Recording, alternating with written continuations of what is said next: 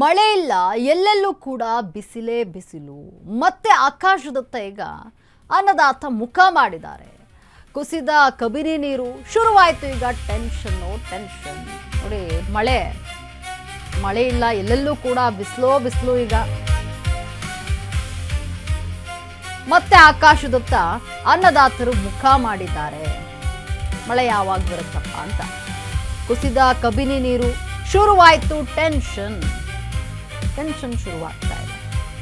ಕಡಿಮೆ ಆಯಿತು ಕಬಿನಿ ಜಲಾಶಯದ ಒಳಹರಿವು. ಮಳೆ ಇಲ್ಲ, ಹಾಗಾಗಿಯೇ ಕಬಿನಿ ಜಲಾಶಯದ ಒಳಹರಿವು ಕಡಿಮೆ ಆಗಿದೆ. 15,000ದಿಂದ 3,000ಕ್ಕೆ ಒಳಹರಿವು ಈಗ ಕುಸಿದಿದೆ. ಇಳಿಮುಖವಾದಂತಹ ಮಳೆ, ಕಬಿನಿ ಒಳಹರಿವು ಡೌನ್ ಆಗ್ತಾ ಇದೆ. ಹಾಗಾಗಿ ಸದ್ಯ ಕಬಿನಿಯಲ್ಲಿ 11,071 TMC ನೀರು ಇರುವಂಥದ್ದು ಸಂಗ್ರಹ ಆಗಿದೆ. ನದಿ ತೀರದ ಸಾರ್ವಜನಿಕರಿಗೆ ಈಗ ಆತಂಕ ಶುರುವಾಗಿದೆ. ಒಂದೇ ವಾರದಲ್ಲಿ 12 ಅಡಿ ಭರ್ತಿಯಾಗಿತ್ತು ಡ್ಯಾಮ್. ಆದರೆ ಈಗ ನೀರು ಕಡಿಮೆ ಆಗ್ತದೆ. 10 ದಿನಕ್ಕೆ 18 ಅಡಿ ಏರಿಕೆಯನ್ನ ಜಲಾಶಯ ಕಂಡಿತ್ತು.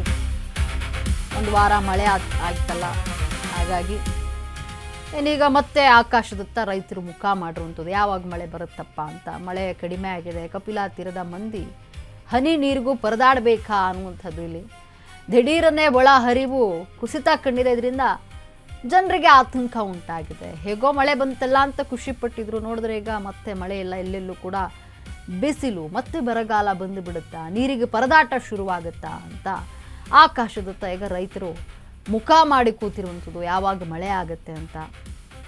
ಕಬಿನಿ ನೀರು ಕುಸಿದಿದೆ, ಅಂದರೆ ಒಳ ಹರಿವು ಕಡಿಮೆ ಆಗಿರುವಂಥದ್ದು. ಹಾಗಾಗಿ ರೈತರಲ್ಲಿ ಆತಂಕ ಮನೆ ಮಾಡಿದೆ. ನೀರು ಕಡಿಮೆ ಆಗಿದೆ, ಏನು ಮಾಡೋದಪ್ಪ, ಸರಿಯಾಗಿ ಬೆಳೆ ಬೆಳೆಯೋಕ್ಕಾಗೋದಿಲ್ಲ ಅನ್ನುವಂಥದ್ದು ರೈತರ ಒಂದು ನೋವಾಗಿರುವಂಥದ್ದು. ಕುಡಿಯೋಕ್ಕೆ ನೀರು ಸಿಗದೇ ಇರೋ ಪರಿಸ್ಥಿತಿ ಬಂದ್ಬಿಡುತ್ತಾ ಮುಂದೆ ಅಂತ. ಯಾಕಂದರೆ ಈ ಜೂನ್ ಜುಲೈ ಟೈಮ್ನಲ್ಲಿ ಒಳ್ಳೆ ಮಳೆ ಆಗಬೇಕಿತ್ತು, ಆದರೆ ವಾಡಿಕೆಗಿಂತ ಕಡಿಮೆ ಮಳೆ ಆಗಿದೆ. ಏನು ಜುಲೈ ಮೊದಲನೇ ವಾರದಲ್ಲಿ ಮಳೆನೋ ಅಬ್ಬರವಾಗಿ ಬಂತು, ಆದರೆ ಇನ್ನು ಮುಂದೆ ಮಳೆ ಬರಬೇಕು. ಮಳೆ ಬರಲಿಲ್ಲ ಅಂದರೆ ನೀರು ಬಹಳಷ್ಟು ಕಡಿಮೆ ಆಗುವಂಥದ್ದು. ಹಾಗಾಗಿ ರೈತರಲ್ಲಿ ಆತಂಕ ಹೆಚ್ಚಾಗಿದೆ.